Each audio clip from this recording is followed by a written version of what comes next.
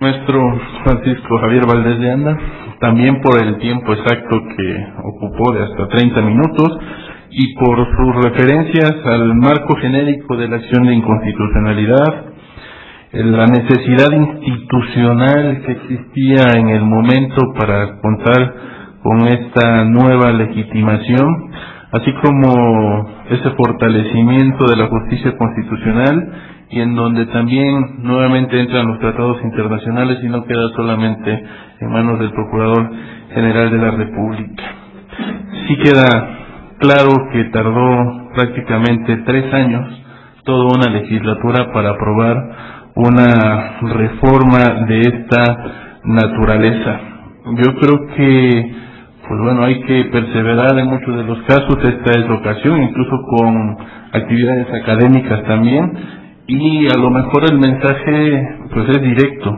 En ocasiones los institutos de investigaciones apoyan en la elaboración de iniciativas, pero al parecer yo creo que hace falta un poco más, incluso hacer dictámenes gratuitos si es el caso, con tal de que esa labor finalmente fructifique y tenga un resultado tan bien y tan esperado como el que se tiene en esta ocasión. Gracias por narrarnos sus experiencias, maestro Valdés de Anda. Cedo ahora la palabra al doctor, y digo doctor porque es un hecho eminente, antes de que me diga algo, Gomesindo García Morelos, quien es licenciado en Derecho por la Facultad de Derecho y Ciencias Sociales de la Universidad Michoacana de San Nicolás de Hidalgo, especialista en el Instituto de Derechos Humanos de la Universidad Complutense e inminente doctor por el Departamento de Derecho Procesal de la misma universidad, la Universidad Complutense. Tiene reconocimientos académicos, es profesor titular y ha realizado diversas estancias de investigación, así como tiene pertenencia a distintos órganos colegiados. Ha sido coordinador de programas de la División de Posgrado en Derecho de su facultad y actualmente es presidente, ombudsman, de la Comisión Estatal de los Derechos Humanos de Michoacán desde el 9 de octubre de 2003. El doctor Gomesindo hará referencia a las Comisiones Estatales de Derechos Humanos y la acción de inconstitucionalidad. Tiene usted la palabra, doctor. Muchas gracias. Buenos días. En primer término, agradecer al doctor Héctor Fierro la amable invitación, al doctor José Luis Soberanes, y a ustedes también por compartirnos los pensamientos en voz alta. Quisiera partir de una expresión que viene de la historia. Cuando Napoleón quiso encasillar el derecho y elaboró las grandes codificaciones, la vida a Napoleón le demostró que no podía aprisionarse el derecho a través de las normas jurídicas. La transformación de las constituciones y sobre todo, muy puntualmente, lo que significa las nuevas legitimaciones procesales a cargo de los organismos de protección de derechos humanos es una pieza importante en la reedificación del nuevo concepto del Estado social y democrático de derecho. En nuestro país, esta reconstrucción creo que tiene como ejemplo esta pieza importante de la reforma del pasado mes de septiembre. Un profesor argentino, Augusto Mario Morello, ha señalado con atino que una de las nuevas rutas y agendas pendientes del moderno derecho procesal se centra en construir lo que se conoce como las nuevas legitimaciones. Se han creado nuevos derechos, las relaciones entre el Estado y los gobernados se torna más complejo, pero también el derecho procesal exige nuevas respuestas ante las nuevas demandas. Es decir, hablemos de la nueva edad de las garantías constitucionales para no excluir las que no son de carácter jurisdiccional. Y en este sentido, es muy importante señalar el tránsito que han tenido los organismos de protección de derechos humanos, ombudsman, defensores del pueblo de nuestro país, las comisiones públicas de derechos humanos, en cuanto a este rol de formar parte de un proceso constitucional, ya sea a través de la acción de inconstitucionalidad o a través de los procesos específicos de protección de derechos y libertades fundamentales, a través del amparo o el habeas corpus. Esto siempre va a ser un ingrediente muy importante para pensar en voz alta en la eficacia de los derechos del derecho internacional de los derechos humanos y, sobre todo, en qué manera la experiencia, lo que nos toca reflexionar, la experiencia de las comisiones estatales de derechos humanos ya han construido un laboratorio muy importante de práctica de estas teorías de los derechos y libertades fundamentales, y también se ha convertido en un laboratorio muy importante de la doctrina del derecho procesal, porque estas dos vertientes son las que van a amalgamar lo que se requiere para una mejor eficacia de lo de la supremacía de la Constitución. Y en este punto ya se ha incursionado entonces a las comisiones de derechos humanos a ese rol que en algún tiempo o por algún sector de la doctrina constitucional se ha criticado, en principio porque se dice que este tipo de procesos de control abstracto se ha convertido en litigantes a determinados órganos constitucionales de naturaleza política. Y qué bueno que se esté en este sentido de que se considere que se ha sumado un nuevo litigante para proteger un amplio espectro de derechos y libertades fundamentales. Ya el laboratorio de la Comisión Estatal de los Derechos Humanos nos ha permitido, en base a experiencias de casos concretos, abordar incluso en las resoluciones, utilizar la palabra bloque de constitucionalidad para unir lo que ya había planteado el doctor Miguel Carbonell de los derechos constitucionales y los otros que están en el derecho internacional de los derechos humanos.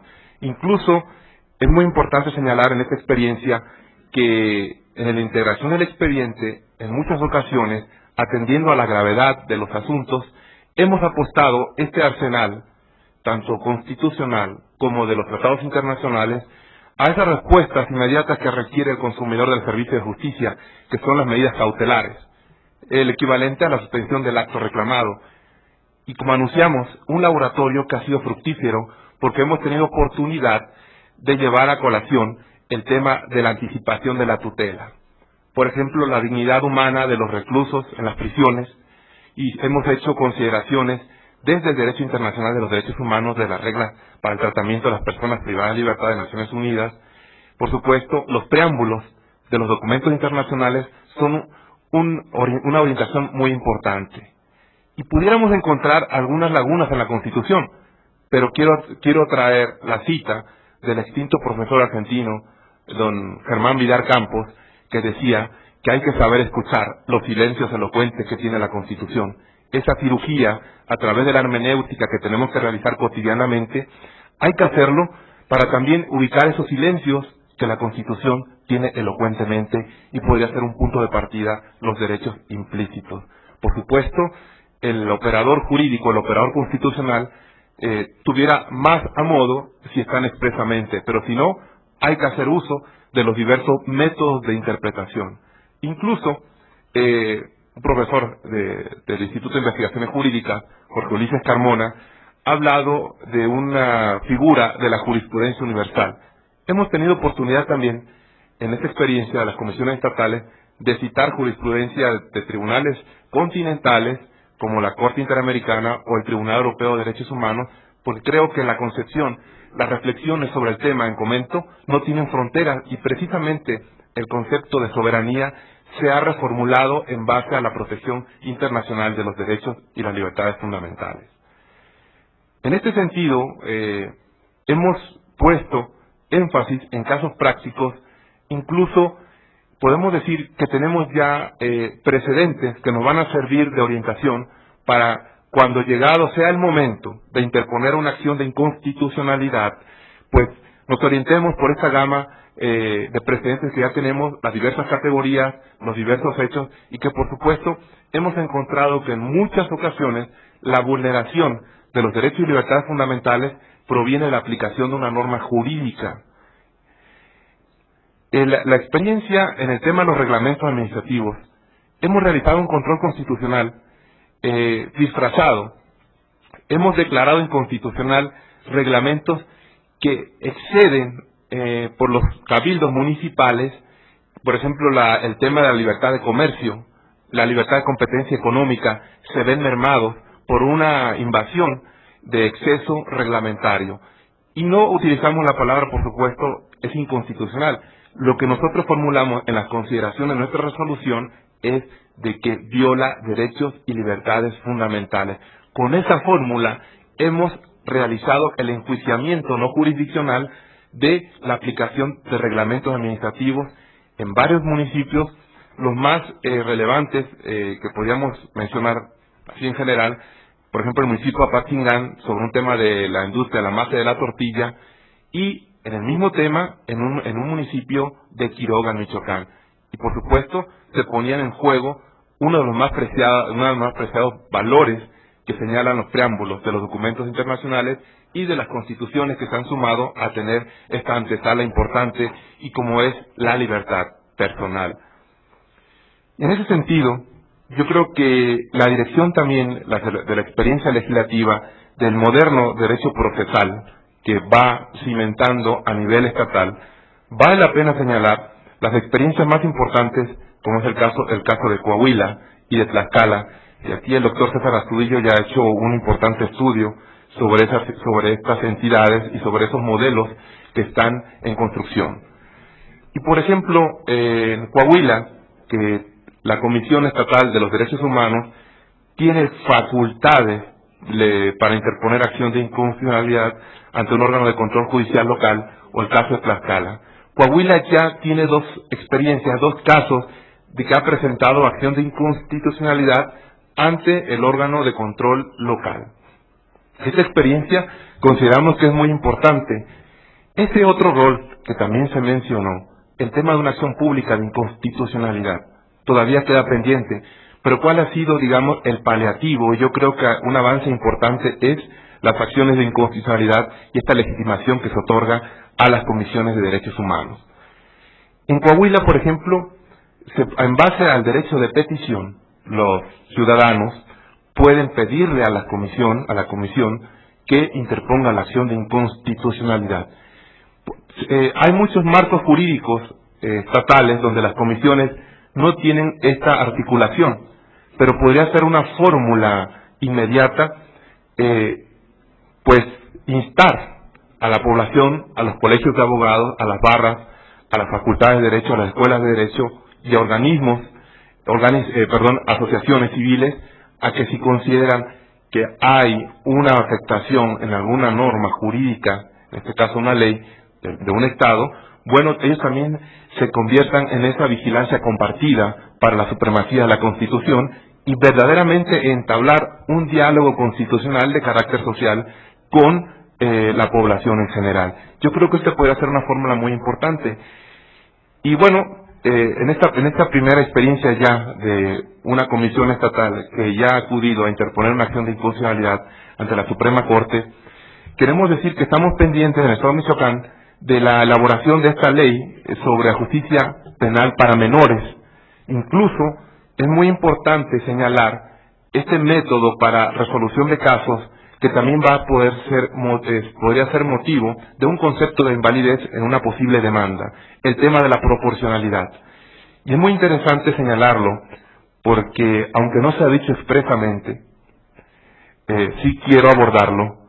El debate doctrinal que hay entre los penalistas y que tiene que ver también sobre un posible una posible pretensión procesal de la acción de inconstitucionalidad, el tema de la proporcionalidad, lo que Jacobs, este profesor penalista alemán, ha señalado como el derecho penal del enemigo, y que es una política legislativa que se ha endurecido para un combate que sí es necesario contra la criminalidad, pero en muchas ocasiones creo que se ha extralimitado ese poder legislativo y ha invadido esferas supremas de las normas constitucionales donde se reconocen los derechos y las libertades fundamentales.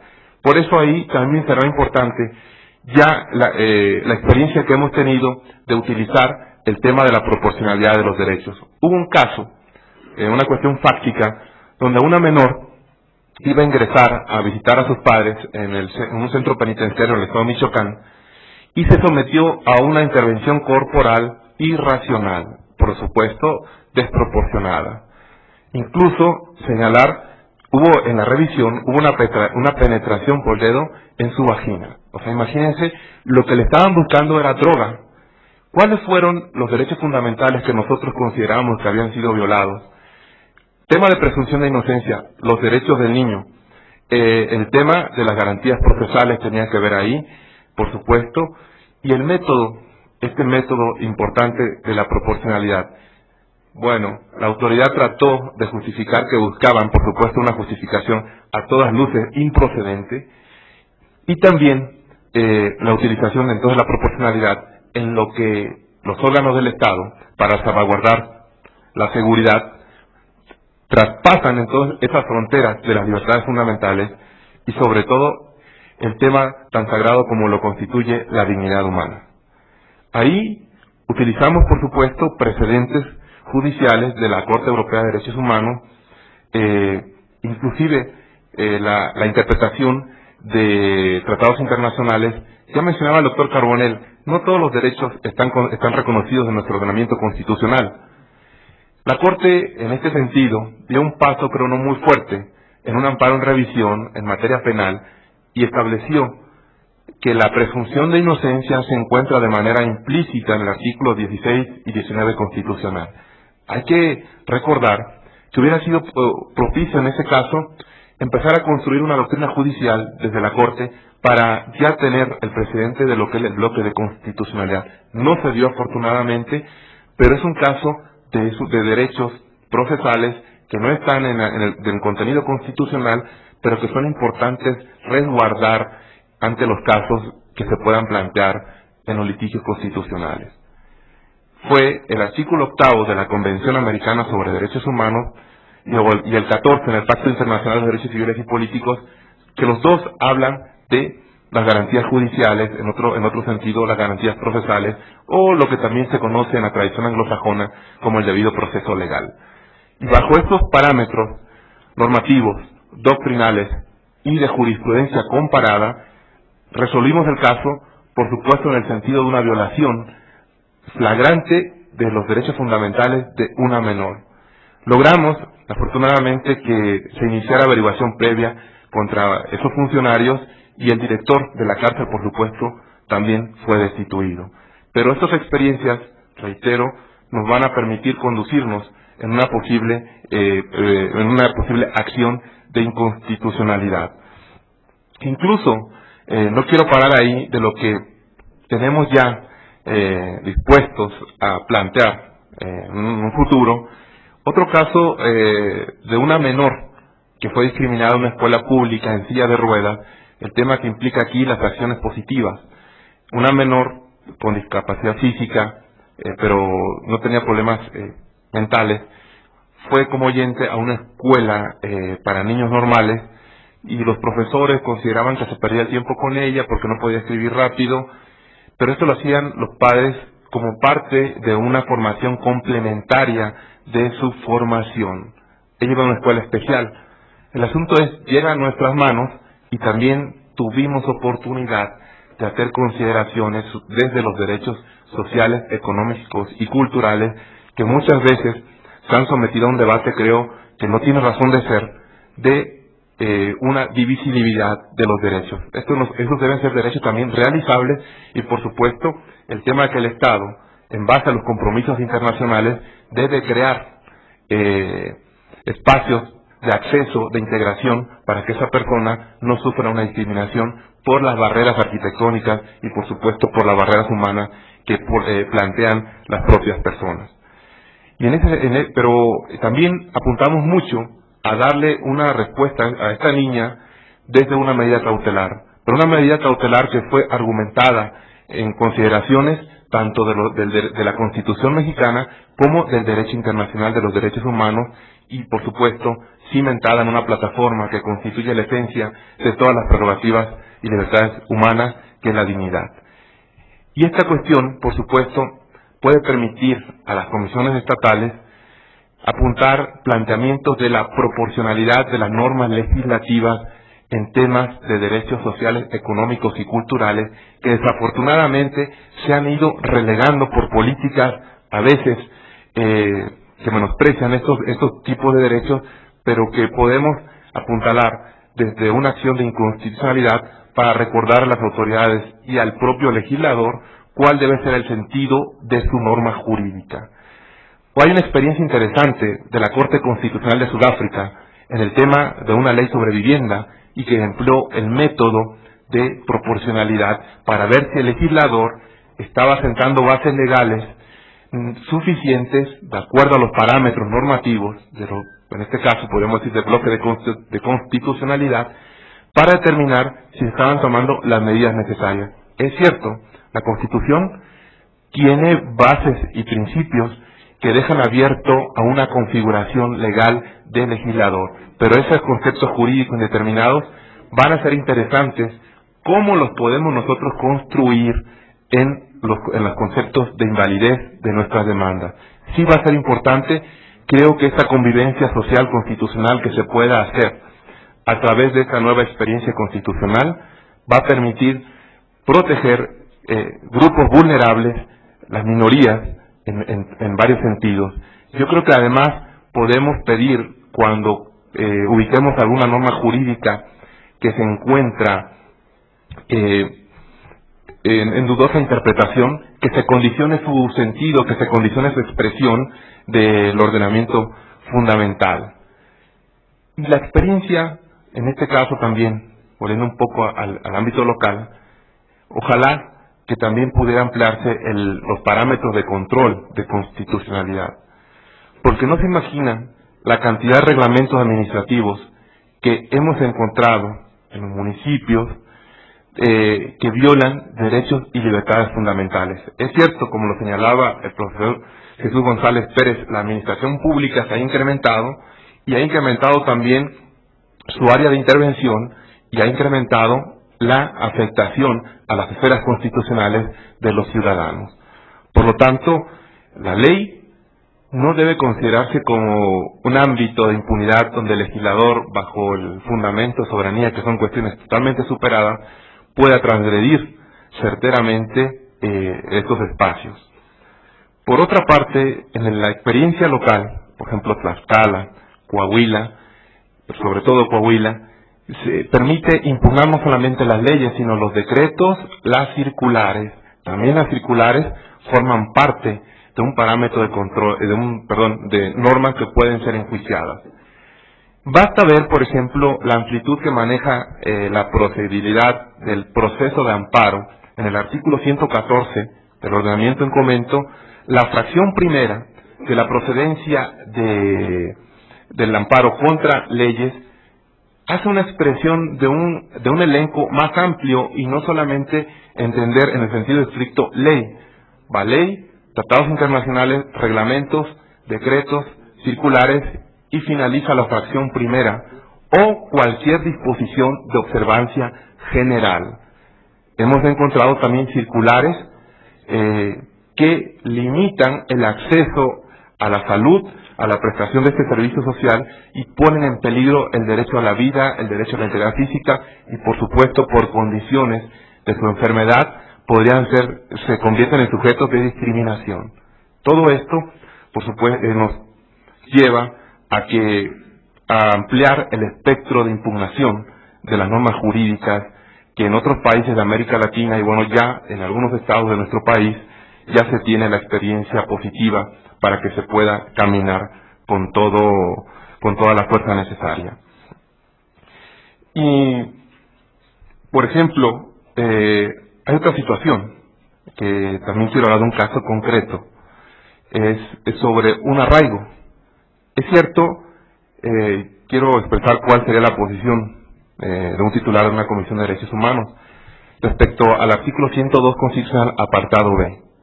Consideramos que sí podemos plantear cuestiones de inconstitucionalidad también en el ámbito jurisdiccional, laboral y electoral cuando tenga que ver con los denominados derechos humanos.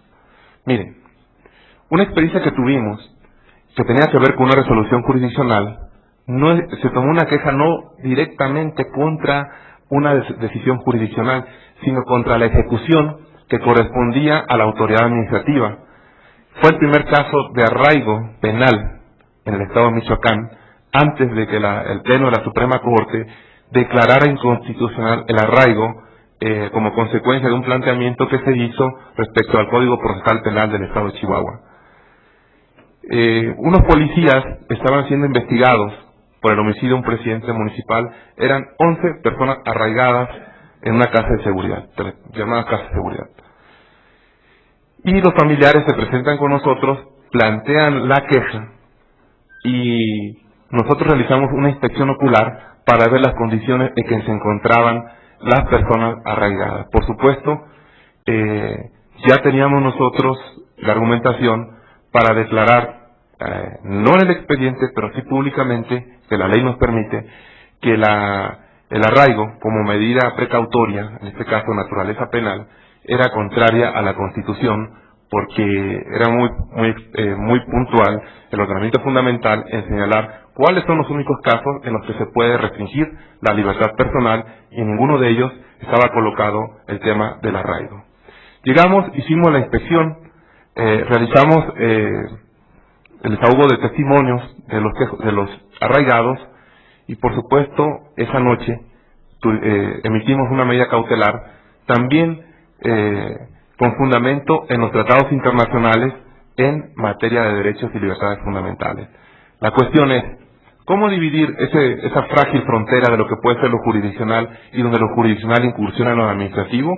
Bueno, creo que ahí fue una situación, no cuestionamos la orden del juez, pero sí determinamos jurídicamente que la forma en que se llevaba a cabo el arraigo por parte de elementos de la Procuraduría General de Justicia del Estado sí transgredía garantías procesales y, por supuesto, la dignidad humana.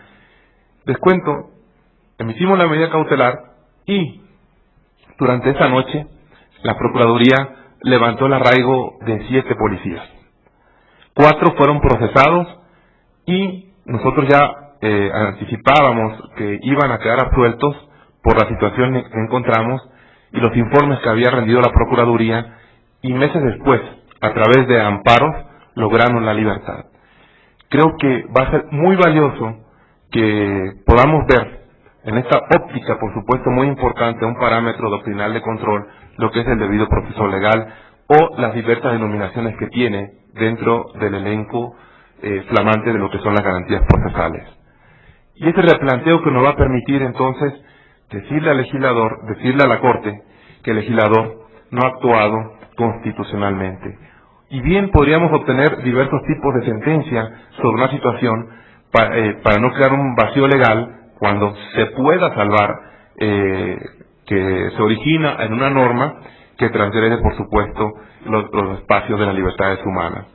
Creo que esta experiencia que va a abrirse, que ya empezó a caminar, va a permitirnos crear experiencias compartidas por cada uno de los expedientes que ya tenemos, el laboratorio que ya hemos iniciado, y esperemos en un futuro cercano hacer ya un recuento de los logros que se han obtenido, los logros ante la justicia constitucional mexicana.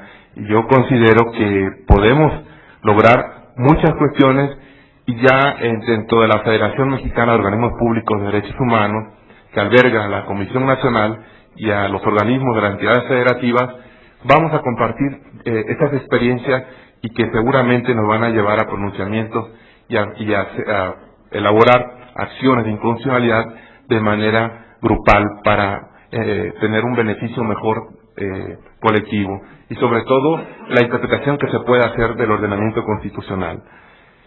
Y no quiero dejar de recalcar el punto sobre el derecho penal del enemigo, que ha endurecido bastante las normas. Yo creo que el combate a la delincuencia no está en endurecer las penas, sino se trata de la cuestión preventiva.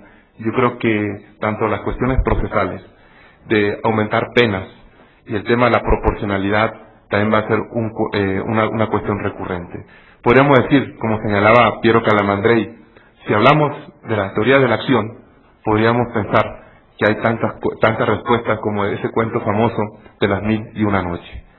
Para concluir mi intervención, quiero cerrarlo con una reflexión que podríamos deducir de lo que hemos comentado, que ojalá sea la acción de inconstitucionalidad lo que permita el diálogo permanente del pueblo mexicano con sus derechos y libertades fundamentales. Muchas gracias.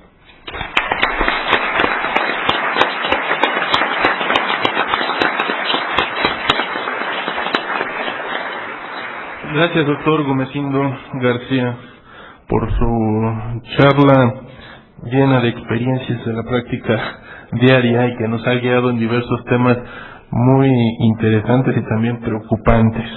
Sus referencias a lo que existe en alguna entidad federativa, Coahuila, Tlaxcala, sus referencias al tema de la proporcionalidad y a cuestiones de presunción de inocencia y arraigo, así como también al bloque de constitucionalidad, institución que se está utilizando ya cada vez más frecuentemente.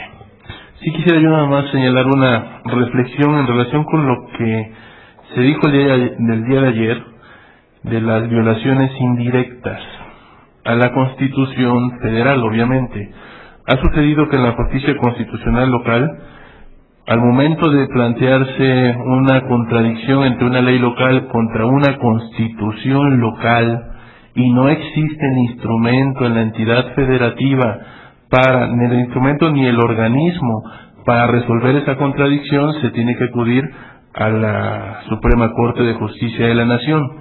El argumento que se ha hecho, por supuesto, son las violaciones indirectas a la Constitución Federal. Sí señalar que mientras no haya algo en la entidad federativa, al parecer las violaciones indirectas están llamadas a permanecer. Al contrario sensu, mientras haya algo, se establezcan instrumentos procesales correspondientes en las entidades federativas, parece ser que las violaciones indirectas podrían dejar de presentarse. Esto, por supuesto, para reconocer lo que es una constitución local con sus derechos humanos y una constitución federal también, pero con otro ámbito de aplicación. O sea que el esquema que se tiene de justicia constitucional en la cual estamos inmersos en este tema de la acción es bastante complejo en nuestro Estado federal. Pasamos ahora a la última presentación del doctor César Astudillo, que tiene como título La acción de inconstitucionalidad, perfiles procesales. El doctor Astudillo es especialista en Derecho Constitucional y Ciencia Política por el prestigiado Centro de Estudios Políticos y Constitucionales de España, así como doctor también en Derecho Constitucional en la Universidad Complutense de Madrid, si mal no recuerdo. Ha sido secretario del Anuario Iberoamericano de Justicia Constitucional, ha realizado distintas estancias en diversas instituciones académicas y es autor, como ya se había dicho, de diversos artículos y libros sobre justicia constitucional. Damos pues la palabra al doctor César Astudillo, está por 30 minutos. Muchas gracias. Muy buenos días a todos.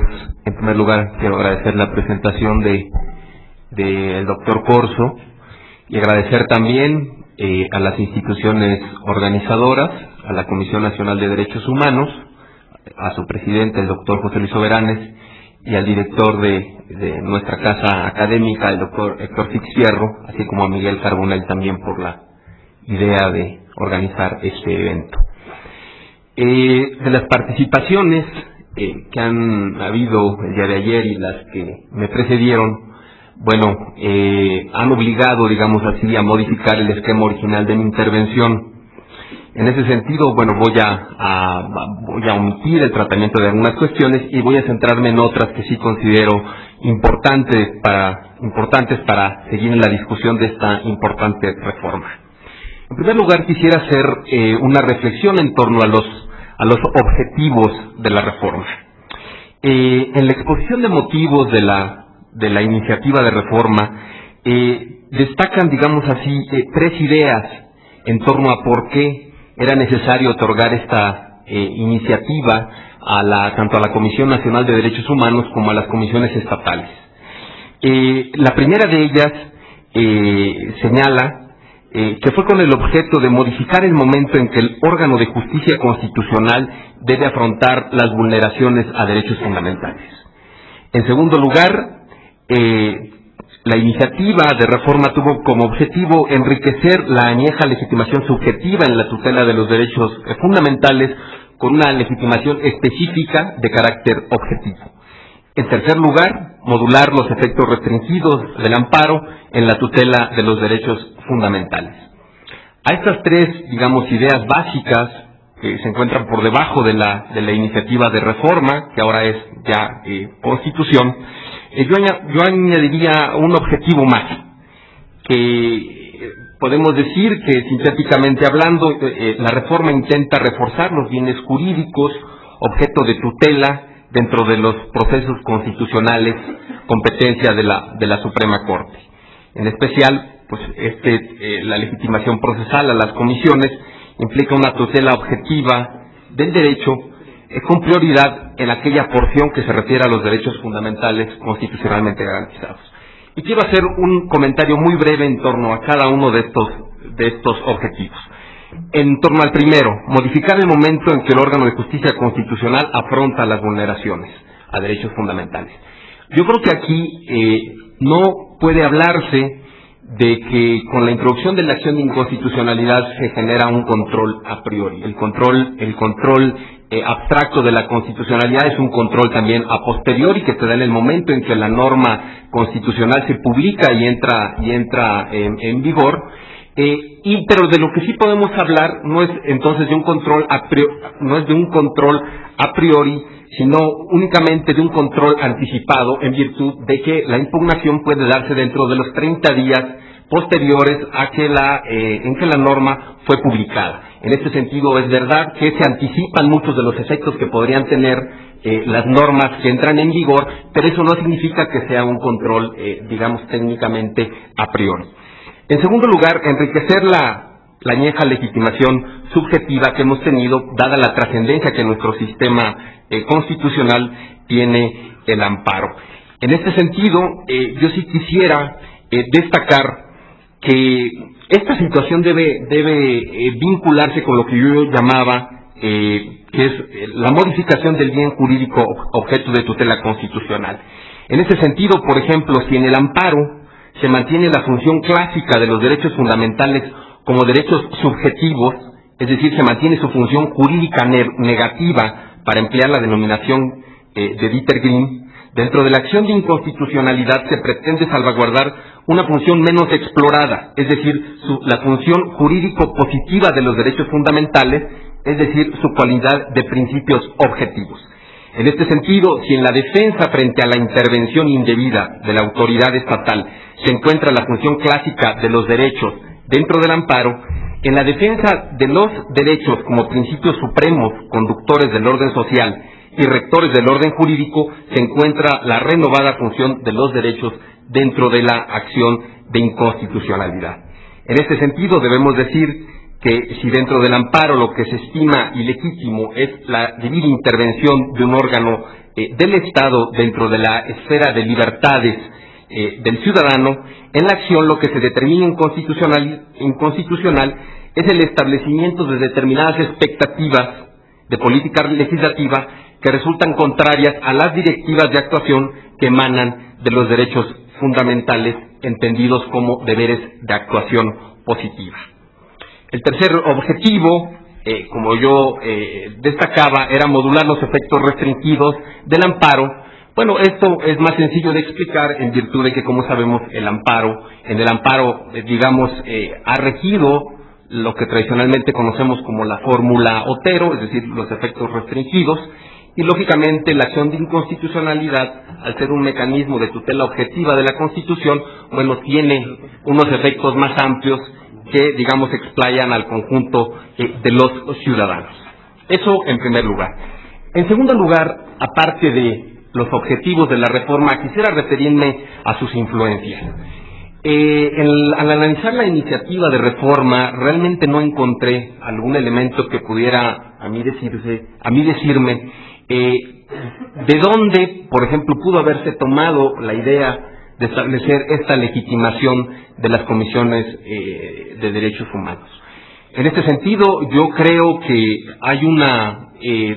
existe la posibilidad de que esta legitimación se haya dado tomando en cuenta determinados modelos, por ejemplo, el modelo español, que como sabemos es el primero que introduce la legitimación del defensor del pueblo, tanto en lo que en España se conoce como el recurso de inconstitucionalidad y también en lo que se conoce allá como el recurso de amparo. Yo creo que ahí podría tenerse una primera influencia, digamos, pero sin embargo, un poco vinculando lo que dijo Gumecindo, mi buen amigo Gumecindo, yo creo que también podría darse el caso de que la influencia para establecer esta reforma haya venido de las entidades federativas. Porque efectivamente, desde 2001, en el establecimiento del sistema de justicia constitucional de Tlaxcala, dentro de los entes legitimados para promover la acción de inconstitucional local, ya se encuentra la Comisión Estatal de los Derechos Humanos. Es además una legitimación muy amplia porque no se refiere únicamente a que pueda impugnar normas que vulneren derechos fundamentales reconocidos en la Constitución local, sino que se deja abierto a que pueda impugnar una norma por cualquier concepto, digamos, de inconstitucionalidad. Igualmente, esta situación la encontramos, como ya anticipaba Gumecindo, en Coahuila. Curiosamente, en la reforma constitucional de 2001 no se estableció esta legitimación para la Comisión Estatal de los Derechos Humanos. Fue hasta el año pasado, en junio de 2005, cuando se reforma nuevamente la Constitución y se establece también ahí un apartado, el apartado del artículo 158 constitucional, para establecer la legitimación de la Comisión Estatal de Derechos Humanos. Además, esta legitimación está establecida en términos bastante peculiares porque dice: al organismo público autónomo por conducto de quien le represente legalmente con relación a la materia de su competencia. Es decir, no hay una legitimación en donde directamente se establezca que es la comisión, pero sí la establecen indirectamente en función de su vinculación con la materia. En este sentido, digamos que puede haber una doble influencia en el establecimiento de esta legitimación, una influencia internacional, que la tenemos en España y que esa misma legitimación se ha tomado, como lo veremos en la mesa posterior, se ha tomado tanto en Colombia, en Perú, en Venezuela, en la Constitución del año 2000, y que, digamos, a nivel interno también podríamos tener que los modelos estatales de justicia constitucional pueden ser un precedente adecuado. Y aquí se abre otra gran problemática, que es si a nivel local se establece la posibilidad de las comisiones estatales para establecer la acción de inconstitucionalidad local, y con esta nueva atribución del 105 constitucional se les da atribuciones también para impugnar normas de carácter local, no podríamos pensar que se está duplicando, digámoslo así, una legitimación y que esto es un acto indebido. En principio yo creo que no. Yo creo que hay muchas cosas que tenemos que dilucidar y que no están claras sobre la articulación de los sistemas de justicia constitucional local y el sistema nacional de justicia constitucional. Yo nada más quisiera dejar apuntados algunos temas que no pienso abordar por restricciones de tiempo. Por ejemplo, si los derechos fundamentales son un contenido esencial de las constituciones estatales, por ejemplo, podríamos partir de ahí. Es decir, podemos pensar en algún supuesto de que una constitución estatal mexicana no contemple un apartado dogmático, no tenga una declaración de derechos fundamentales. En segundo lugar, ¿cuáles son los ámbitos de validez tanto de la declaración que viene establecida en la Constitución mexicana, en la parte dogmática de la Constitución mexicana, y cuál es el ámbito de validez que tienen las declaraciones de derechos fundamentales dentro de las entidades federativas? En tercer lugar, ¿cuáles son los tipos de declaraciones que existen a nivel estatal?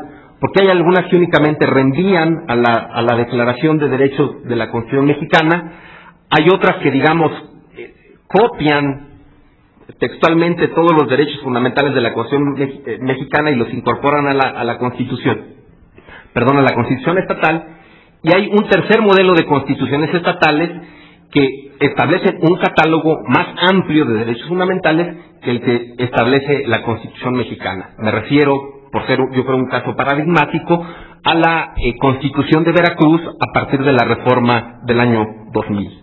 En ese sentido yo creo que no hay duplicidad, porque lo que hay que tomar en cuenta aquí y creo que también en eso hay mucha confusión, es el parámetro, es decir, la fuente en la que el derecho fundamental esté reconocido para determinar a quién corresponde su protección.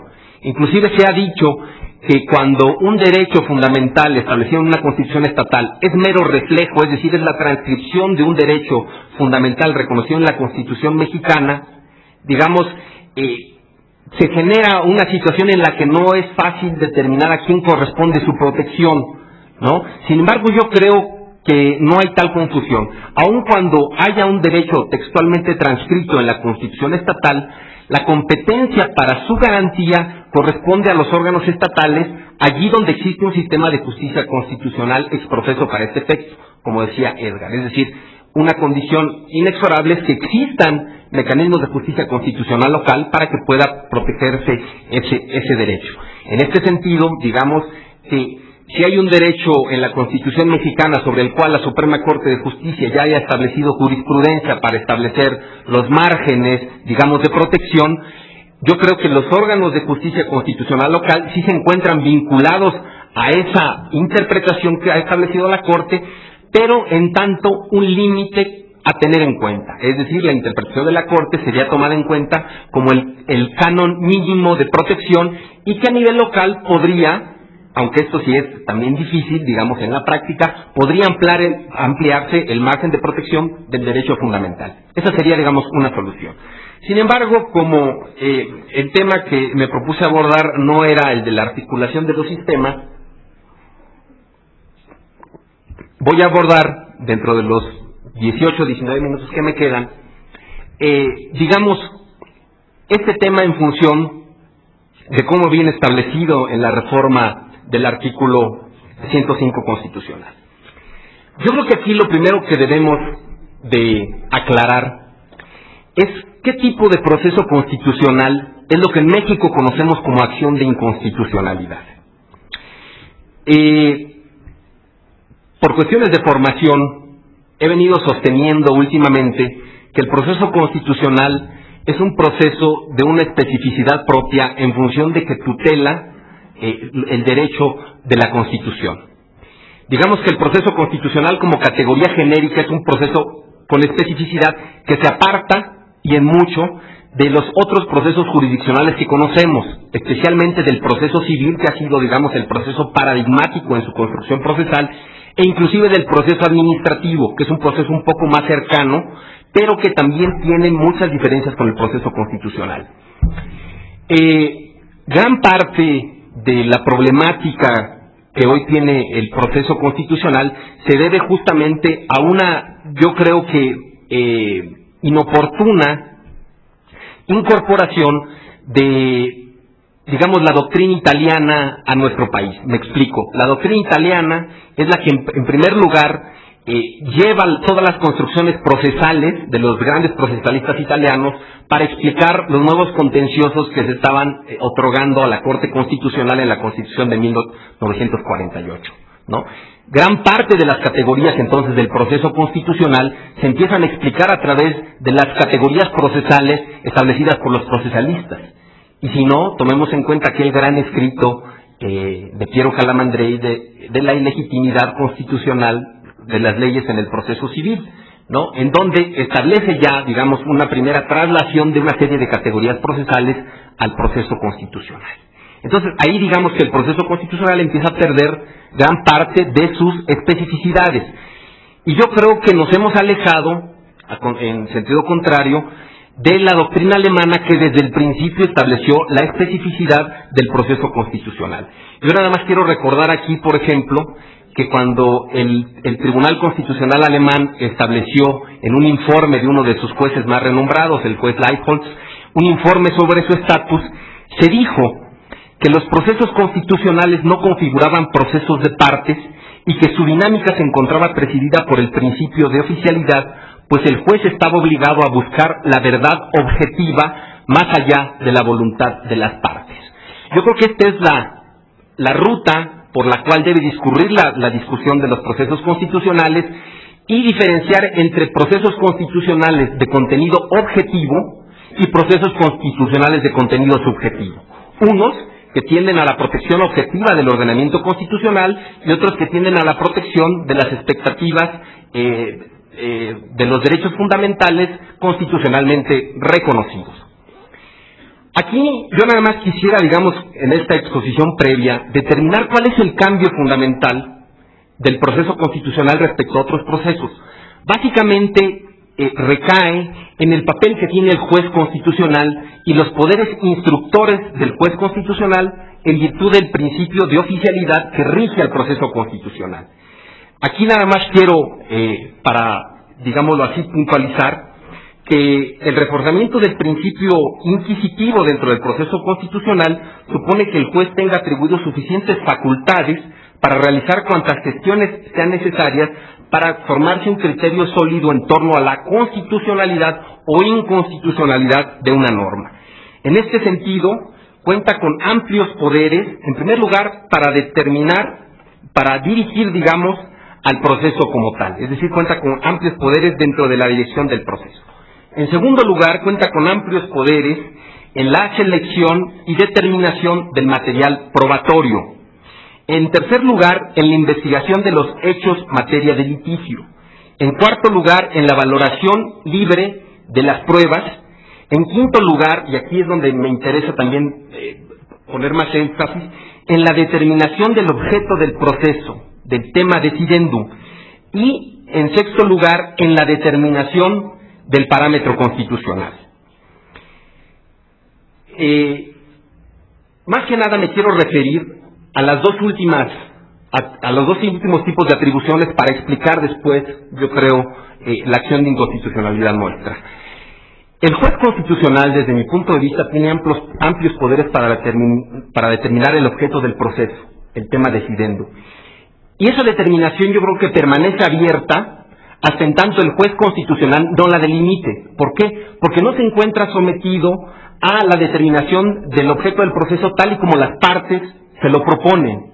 Precisamente porque el juez constitucional únicamente se encuentra vinculado a la demanda inicial que le pone la cuestión de inconstitucional ante sí y que a partir de ahí son sus poderes instructores los que determinan que el juez lleve a cabo toda la instrucción del proceso hasta su culminación.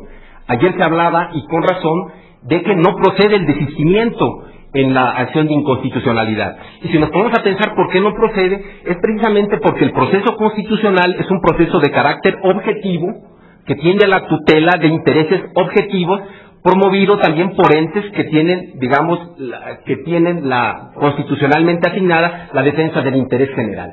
En virtud de eso, si una de las partes que promueve la acción le señala que ya no quiere seguir adelante, pues el juez debe llevar hasta último término al proceso. En ese sentido, si tiene las posibilidades para determinar, ampliar inclusive el objeto del proceso, por ejemplo, en cuestiones de lo que se llama ahora actualmente la inconstitucionalidad consecuencial, es decir, el hecho de que pueda declarar inconstitucionales otras normas aparte de las que se impugnaron, porque esas normas, digamos, que nacen de las normas que declaró inconstitucionales el tribunal. Ahí nos encontramos, por ejemplo, de que este es un caso de ampliación del objeto del proceso, y yo me pregunto que si tiene oportunidad de ampliar el objeto del proceso, ¿no tiene el juez constitucional la oportunidad de ampliar el parámetro del proceso? Yo creo que sí. Y ahí un poco vinculo esta situación con lo que decía Miguel ese rato de cuál es el parámetro del proceso constitucional. ¿Son únicamente los derechos humanos consagrados en la Constitución, como se establece en el 105, o puede hablarse de un parámetro ampliado, es decir, de derechos fundamentales que el ordenamiento mexicano reconoce como tal? En este sentido, yo creo que sí debemos considerar que como parámetro de la acción de inconstitucionalidad deberíamos de promover que sea un parámetro ampliado. ¿Por qué? Porque ciertamente nos han dicho, y solemos leer, y con razón, de que como parámetro de constitución, que la Constitución es el parámetro único de la constitucionalidad de las normas.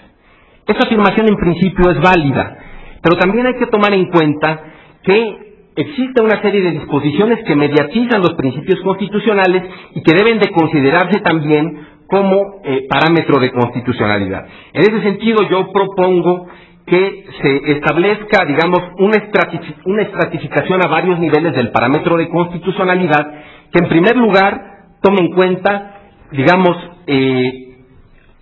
las fuentes del derecho, es decir, los derechos de fuente internacional, como son los tratados internacionales, en primer lugar, ¿no?, como ampliación del parámetro. En segundo lugar, y bueno, la Corte ha dicho que los tratados internacionales se encuentran en el peldaño inmediato inferior al de la Constitución.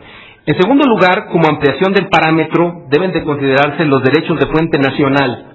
Y aquí yo distingo tres niveles también: los derechos de fuente nacional de creación legislativa, es decir, las leyes federales que, digamos, mediatizan disposiciones constitucionales; los derechos de fuente nacional y creación administrativa, ¿no?, es decir, los que eventualmente pudieran tomarse dentro de reglamentos en función de una ley que también tiene como objeto derechos fundamentales; y en tercer lugar, los derechos de fuente nacional y creación jurisprudencial, que son los que la propia Corte va reconociendo en función de su labor hermenéutica. Y yo inclusive quisiera anexar como idea para integrar este parámetro estratificado a varios niveles los derechos de fuente estatal, porque, como yo les decía, encontramos a nivel estatal una serie de constituciones que tienen un catálogo de derechos fundamentales verdaderamente extenso. En ese sentido, podríamos hablar de un parámetro extendido de constitucionalidad hacia arriba, de fuente internacional, y hacia abajo, de fuente estatal. En este sentido, la idea de que la Constitución es el único parámetro de constitucionalidad, digamos, a mí me gustaría modificarla en función de decir que, como hay distintos parámetros de constitucionalidad, los tratados internacionales, la jurisprudencia, las constituciones locales, yo diría que en lugar de que la Constitución se considere el parámetro de constitucionalidad, podríamos tener una imagen de que la Constitución representa únicamente el parámetro de los parámetros de constitucionalidad. Esa sería una primera idea. Y en segundo lugar, señalar que el hecho de que estas normas, las que me he referido, se pongan como parámetro de constitucionalidad, también implican, por paradójico que pueda parecer, que se pongan como objeto del proceso constitucional, en virtud de que son normas, digamos, extraconstitucionales. Los tratados, como sabemos, se ubican en un peldaño inmediatamente superior, y las leyes federales también. En ese sentido, no es de extrañar que a la vez de que un tratado internacional pueda ponerse como parámetro, también pueda ser impugnado y pueda señalarse que alguna de sus normas vulnere el orden constitucional. Lo mismo puede decirse con las leyes federales. Y aquí me gustaría ejemplificar, por ejemplo, con la Ley Federal para prevenir y eliminar la discriminación, que en tanto puede integrar el parámetro constitucional cuando la controversia se suscite por violación al principio de igualdad, en virtud de que es una ley de carácter federal, puede también ser objeto del control de constitucionalidad, ¿no? Las constituciones estatales en el mismo sentido, ¿no? La Suprema Corte, en la acción de inconstitucionalidad 9/2001, ha entendido que las constituciones estatales son normas de carácter general y que en este sentido pueden ser impugnadas a través de la acción de inconstitucionalidad. Una más es el reglamento parlamentario, que curiosamente yo creo que puede integrar el parámetro de constitucionalidad en aquellos casos en los que los vicios que se impugnen sean vicios de carácter formal, en tanto, digamos, integra el procedimiento legislativo para la formación de las leyes. En ese sentido creo que sí puede ser parámetro de constitucionalidad en vicios formales, pero creo que no puede ser objeto del control de constitucionalidad, porque es un reglamento y, como sabemos, el parámetro está integrado nada más por normas, digamos, de carácter primario, y el reglamento todavía no se sabe si es una norma primaria o es una norma secundaria, ¿no? Esto es en relación al parámetro. Yo creo que sí debíamos de pugnar por un parámetro extendido, ¿no? Un parámetro estratificado a varios niveles, y que podríamos tener esta idea de la Constitución como parámetro de los parámetros. En relación al objeto de control, la sistemática de los modelos de justicia constitucional ha hablado de que es posible identificar un objeto integral y un objeto parcial dentro del proceso de inconstitucionalidad.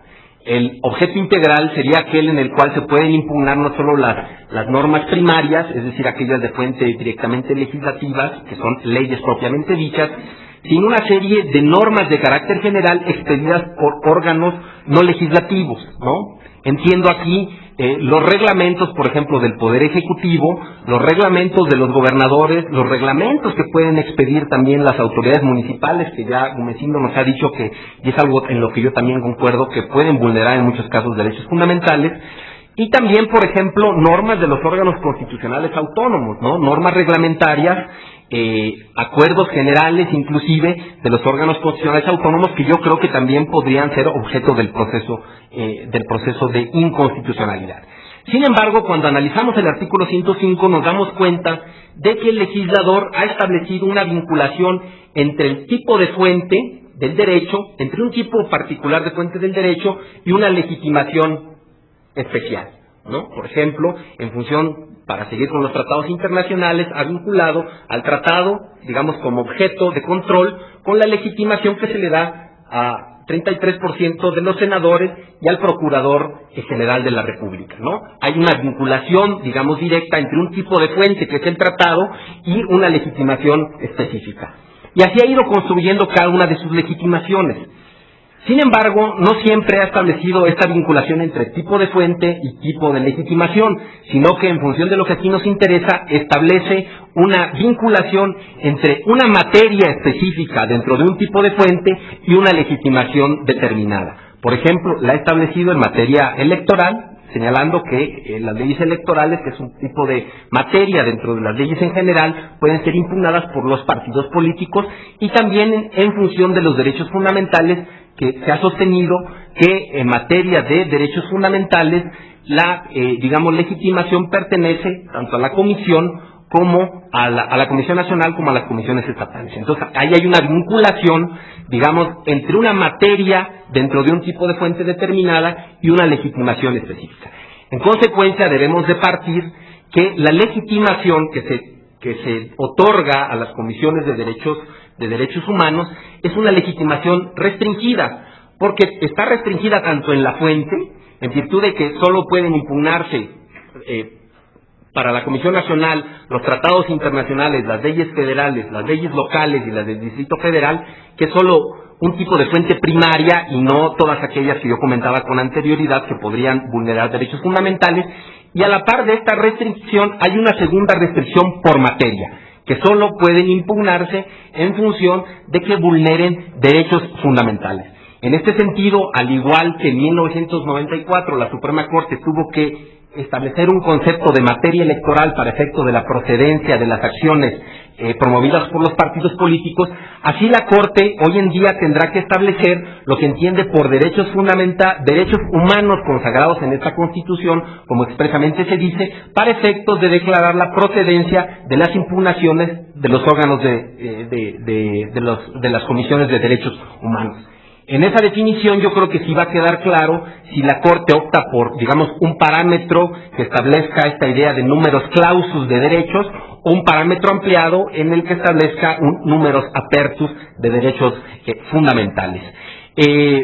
Yo creo que mi tiempo se ha agotado, nada más quisiera, me pude referir únicamente a las cuestiones del parámetro y del objeto, y yo también diría que de esto se advierte que entonces la legitimación otorgada a las comisiones de derechos humanos es una legitimación, como yo decía, restringida, pero además no es una legitimación, digamos, excluyente.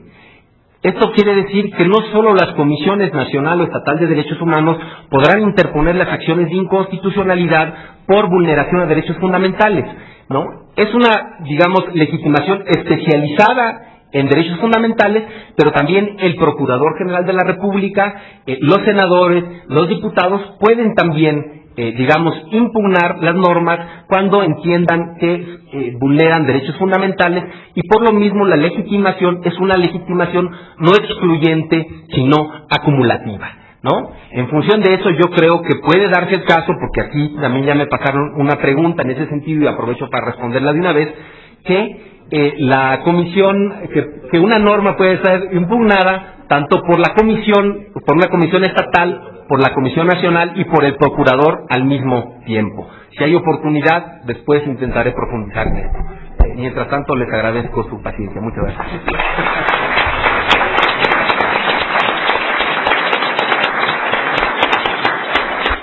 Gracias al doctor César Astudillo por su charla llena de conceptos, de instituciones jurídicas, de análisis estructural, sistemático y demás, que son propias de alguien que trae una formación sólida de justicia constitucional y de acuerdo a las categorías españolas sobre todo, pero que sirven mucho para contrastar todo lo que existe en México. También por el tiempo que nos ha ahorrado para la pregunta. Ha sido muy interesante, ustedes estarán de acuerdo conmigo que ha sido bastante la información. Sí me quisiera quedar con algunos aspectos de su exposición que me parece muy interesante. Primero, si las comisiones estatales de derechos humanos efectivamente están innovando lo que sucedió a nivel federal o ha sido una influencia española. Habría que ver si a su vez las comisiones estatales, en su caso de derechos humanos, no tomaron en cuenta el modelo español, porque parece ser que al fin y al cabo todo va hacia el mismo lugar. Que el proceso constitucional tenga especificidad me parece interesante, las posiciones, sobre todo la alemana de búsqueda de la verdad objetiva, va más allá de las partes, y si efectivamente al juzgador, al instructor, le permite ir más allá de las categorías tradicionales con las que se cuenta normalmente. No es extraño hoy en día en México ver que se hagan cosas distintas a lo que puede suceder en un proceso civil tradicional. Eso es muy normal. Ya, la ampliación del objeto del proceso también estamos de acuerdo. En cuanto al parámetro, una reflexión que me provoca es que desafortunadamente todavía se consideran las constituciones locales como si fueran leyes federales. Esto por diversos criterios de la Suprema Corte de Justicia. Incluso cuando se ha impugnado en acción de inconstitucionalidad las constituciones locales, o sea que sí se puede hacer, ya se reconoció, han habido dos consecuencias. Una primera es que no están previstas en el catálogo. Luego entonces las asimilamos a leyes federales, lo cual no parece pertinente, o las metemos en la categoría genérica que trae la fracción segunda en su preámbulo, que dice normas de carácter general en contra de la Constitución. Esa es una consecuencia. La segunda, no se llaman a los ayuntamientos para que expongan los conceptos de validez en relación con una reforma a la Constitución local. Y no se llaman porque no forman parte del órgano legislativo, cito textualmente. O sea que los ayuntamientos bien pueden intervenir en un proceso de reforma, pero no son llamados en este caso a juicio. Eso parece ser también un criterio que dista mucho de lo que normalmente entendemos por las categorías normales de reforma constitucional. Y en relación con el objeto del control que ha hecho el doctor César Astudillo, que me parece muy interesante, pues habría que ver esa legitimación de la comisión restringida en ciertos aspectos. A lo mejor en un futuro pues se tenga que ampliar esto, como él mismo lo sostiene, pues el objeto del proceso se va ampliando, se va restringiendo, las categorías procesales a veces se aplican de manera estricta, a veces no se aplican de manera estricta. A los partidos políticos, por ejemplo, no son los únicos que presentan acción electoral.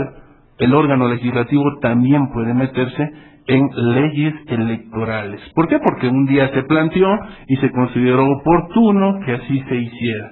Entonces esa verdad objetiva a la que hacía referencia el doctor César Astudillo está presente ahí. Hace falta el análisis, como lo ha hecho él, más sistemático, más estructurado de todas las categorías que se están realizando. Pues bueno, muchísimas gracias, doctor Astudillo. Paso ahora nada más en 3 minutos. Le doy la palabra a los que tengan la pregunta. Les pido, por favor, ya que abrimos a preguntas, les pido, por favor, que lo hagan de la manera más concreta posible. De conforme fueron exponiendo, doctor Carbonell. Gracias. Telegráficamente, la primera, en cuanto al objeto para ejercer la acción, las comisiones se tienen que limitar a las leyes generales y tratados, o podrían ejercerla también contra reglamentos. No, contra reglamentos no. Y dice incluso contra constituciones, contra constituciones locales sí, pero contra reglamentos no. Podrá ser materia de la litis en una acción de inconstitucionalidad Los derechos humanos relacionados con materia laboral, procesal, judicial y política, sí. Mi punto de vista es que sí, aunque entiendo que esto es algo que valdría la pena discutir y que en su momento definirá la Corte. Pero mi interpretación es que la incompetencia en 102 se aplica para el conocimiento, tracción en materia de quejas, no para la promoción de acciones, porque ahí está la excepción, no en el 105. Otra dice, sobre su opinión, ¿no tendría que haber una interpretación que respete el principio de unidad en relación al 102 apartado B y al 105? Sí, precisamente me parece que esta interpretación que acabo de hacer da cuenta de la unidad hermenéutica que debemos darle a la Constitución. ¿Es conveniente ampliar la legitimación para incluir en las acciones de inconstitucionalidad como sujetos legitimados a gobernadores, presidentes de la República y municipios? Sí, ayer lo decía Joaquín Braje y me parece que tiene toda la razón y yo recuperé su comentario, sobre todo en el sentido de que fíjese en este punto, que ayer ya lo mencioné, se está hoy discutiendo en el Congreso de la Unión, digamos, en estas semanas. Sí, el Procurador General de la República, como titular del Ministerio Público Federal, queda como órgano constitucional autónomo y no está por tanto subordinado al Ejecutivo, y no agregamos legitimación directa para el presidente, el Ejecutivo se queda sin acción de inconstitucionalidad. Con lo cual, me parece que es un escenario, desde mi punto de vista, poco deseable que habría que estudiar. Y vale la pena mencionarlo, y qué bueno que Joaquín Braje lo hizo ayer, porque en México una de las características nocivas que tenemos cuando reformamos la Constitución es que no damos cuenta de la sistemática. O sea, cada vez que entra una iniciativa de reforma constitucional y de aquí que son aprobadas, entra como si estuviera en el vacío, como si fuera creación nueva que no tiene que dar cuenta del resto del texto constitucional. Y como va a pasar esto, cuando se dé autonomía de la PGR, seguramente pasará, vale la pena advertir de una vez que tomen nota quienes van a tramitar la reforma, de que es necesario reformar también el 105 para mantener la legitimación activa del Poder Ejecutivo. Al quitar el principio de relatividad de las sentencias, ¿se fortalece el control constitucional? Por supuesto. Es una idea que el maestro Fix Zamudio ha defendido desde hace más de 40 años. Hay que terminar con estos efectos relativos que son sumamente nocivos desde muchos puntos de vista. Y la última sobre el tema, hay dos más que voy a telegrafiar también.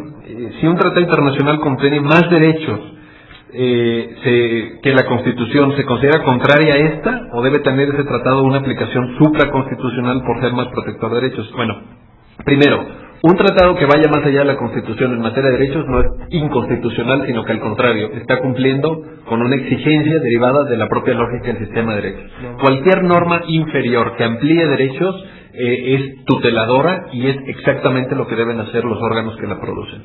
En segundo, si se aplica el tratado en vez de la Constitución, ¿eso quiere decir que le estamos dando rango supraconstitucional? No. Lo que hace el intérprete es seleccionar la norma aplicable. Ahí no se trata de una jerarquía al modo clásico, sino de una jerarquía axiológica. La llama Ricardo Guattini. Le podrán llamar ustedes como quieran. Pero el chiste es que el intérprete agarre la norma que tutela más ampliamente los derechos. Hay otra que dice, si sería procedente detener a un menor en caso de flagrancia tratándose de un delito no grave. La respuesta es sí. El artículo 16 dice que se puede detener a cualquier persona cuando está en flagrancia. Imagínense que porque es menor, ¿no? Saca su acta de nacimiento y sigue golpeando al profesor que le está dando clases.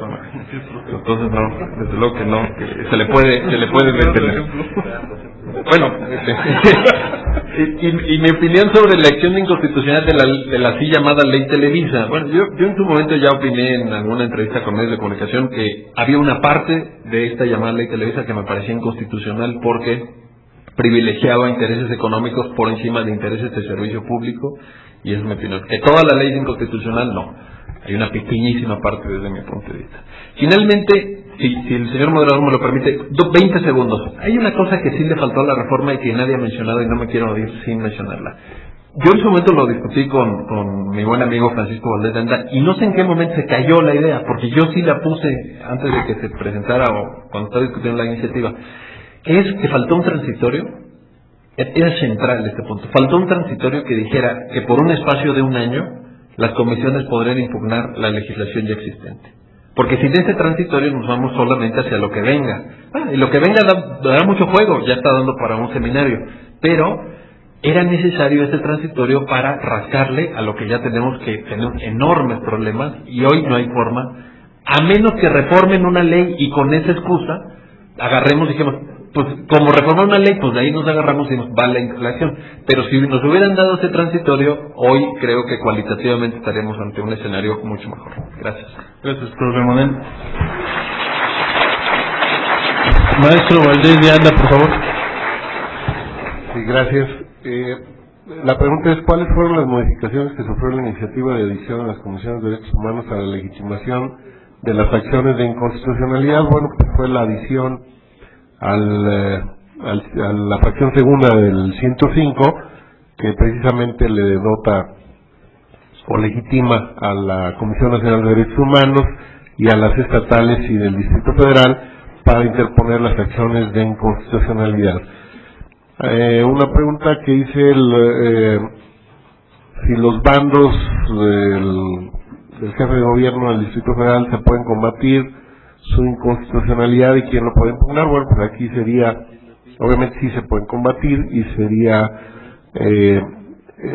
bueno, pues si es en materia de derechos humanos, pues sería la Comisión del Distrito y probablemente la Comisión Nacional, y en el caso del Distrito Federal, y obviamente, bueno, las acciones de constitucionalidad de todos los legitimados, los órganos legitimados para tal efecto. Y bueno, pues sí, efectivamente hay que ir avanzando en las iniciativas, y bueno, pues ahí faltó ese transitorio que bueno, obviamente muchas cosas se pueden lograr, sin embargo, a veces, bueno, pues lo posible, ¿verdad? Y dentro de este marco es lo que se logró, y aprovecho, bueno, pues para agradecer la invitación y felicitar la conducción tan extraordinaria de don Edgar Corso y de todos los exponentes que fueron excelentes. Muchas gracias, felicidades.